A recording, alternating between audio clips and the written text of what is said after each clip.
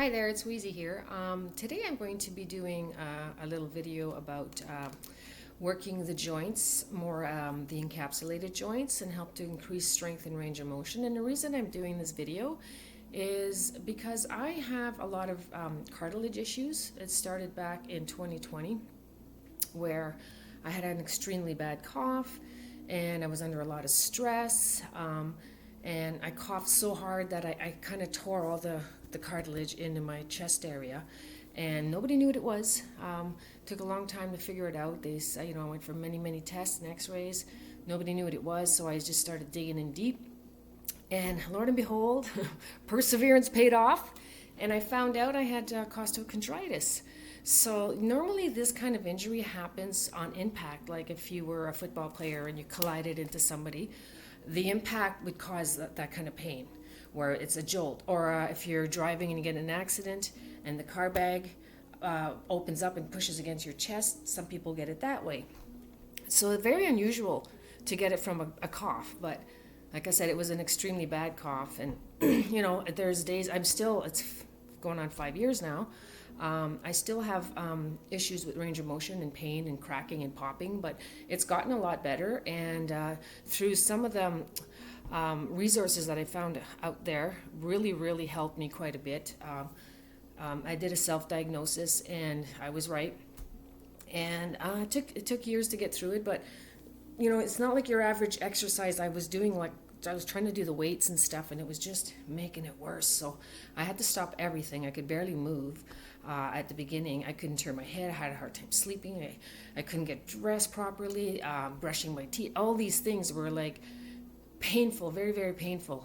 Lots of inflammation. And I wasn't one to take medication. I did at first, the naproxen and a few other prescribed pills, but nothing was working, so I was so frustrated. And that's when I decided to dig in and just try natural remedies instead. And I've come a long way since then. So I put together a series of exercises that you can do with this is my shtick, I call it. It's a dollar store broom handle.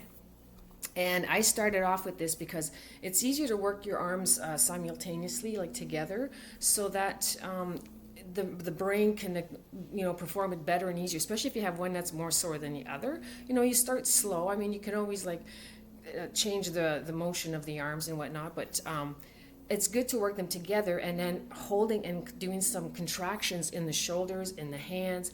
An isometric contraction means that you're not lengthening the muscles and you're working more at a specific joint. So that's what I was doing, those kinds of exercises, just pushing against the wall, standing up against the wall, just getting my posture back, because when you're in pain, you crunch, and what happens? It gets tighter. So it took me a while to learn. I still have to this day, correct myself when I'm standing over the sink or just standing in line. I get those shoulders back, and I tend to lean forward. So I've been to an osteopath, a physiotherapist, and you tend to lean forward. So they told me to put some weight through your heels and try to ground yourself. So go bare feet as much as you can and do practice, wall exercises, and you should be able to touch various areas of the body against the wall in good posture. And some people have a hard time just doing that. Like when I used to teach Parkinson's class, that was one of the staple exercises we did to help them to try to stand up straight and open up the chest so they could breathe better and see where they're going, because they have that fixed gaze. Anywho, so this is what we're going to use today. If you don't have a stick, I'm sure you have a broom or a Swiffer handle or something at home. You can use that. And again, just this one here I found works great because it fits nicely in my hand and it's very easily maneuverable.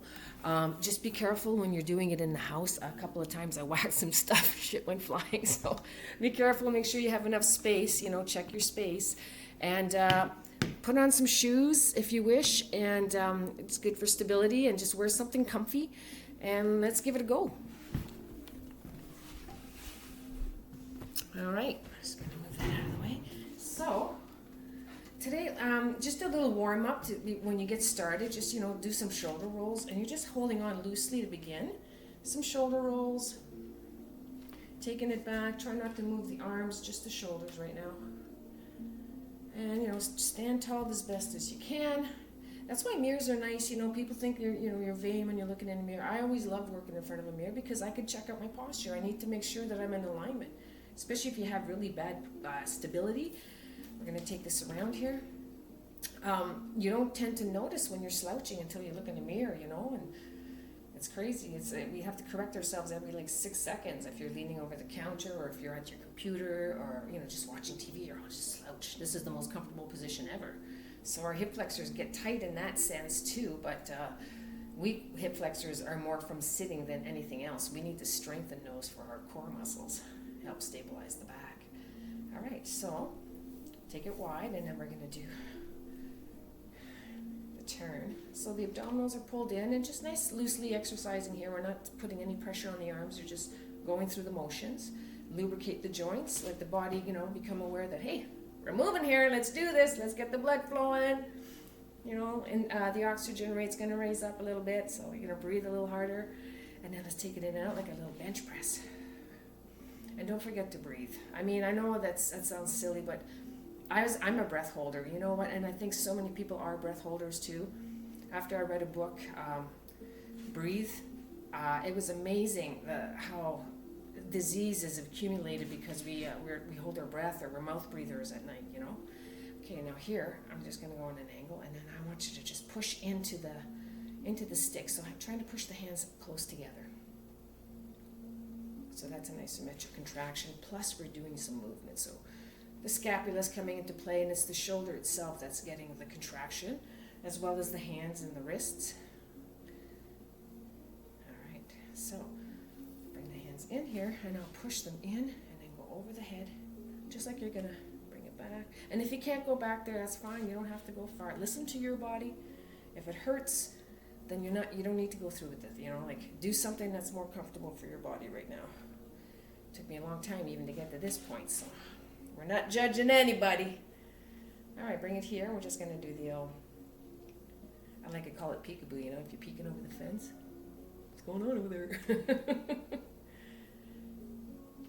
So just trying to work the joint in like various angles, just to kind of, you know, get everything lubricated. So this is more elbow, so get some fluid going down there as well, and then hold, squeeze the hands together, and now pull apart, and then together, and apart.